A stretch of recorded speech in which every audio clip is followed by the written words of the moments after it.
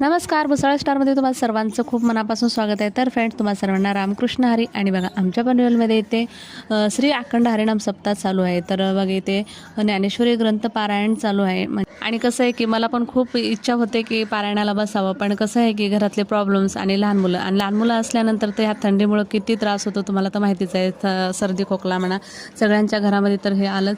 आणि त्यानंतर जसा वेळ मिळेल तसं जाण्यासाठी म्हटल्यानंतर आपलं काम काय होत नाही 2 वाजेपर्यंत, आणि पारायण कसं 12:30ला तर संपून जातं. तर त्यामुळं आम्हाला काही बसणं झालं नाही. आणि कसं आहे की जिजू सुट्टी जशी असेल तसं ते बसतात पारायणाला येऊन. आणि दरवर्षी तर आमचे सासरेबुवा आणि सासूबाई तर बसायच्याच, पण यावर्षी सासरेबुवांना खूप मिस केलं, कारण की आमचे सासरेबुवा ऑफ झाले आहेत. तर त्यामुळे यावर्षी खूप मिस करत होते. आणि तिथे गेल्यानंतर फक्त सासरेबुवांचीच आठवण येत होती.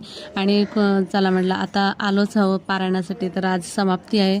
तर समाप्तीच्या टाईमला मला पण खूप उशीर झाला, कारण की मी पण बाहेर दवाखान्यातच गेलेली.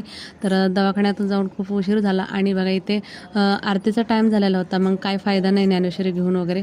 मग म्हटलं जाऊ दे, मी असंच पूजा करून सगळ्यांच्या ज्ञानेश्वरीची पूजा वगैरे केली आणि बसले थोडा वेळ. आणि छान असं आरती वगैरे झाली. आणि तिथे सगळ्यांनी महाप्रसाद घेतला. मी नाही घेतलं, कारण की मी दर्शन करून घरी आले परत. आणि त्यानंतर इथे पालखीची तयारी चालू होती, कारण की संध्याकाळी पालखी होती 4 वाजता. तर मला काही जाणं शक्य झालं नाही, कारण मल्हार आणि कृष्णाची तब्येत खूप खराब होती.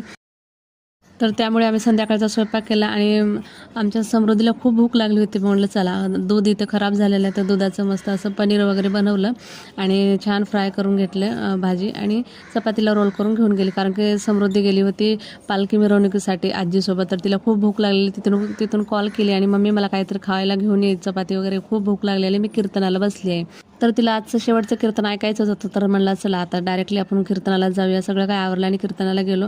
आणि तिथे खूप छान असं कीर्तन वगैरे झालं महाराजांचं. तर चला, आजचा व्हिडिओ कसा वाटला, बाय बाय, थँक्यू.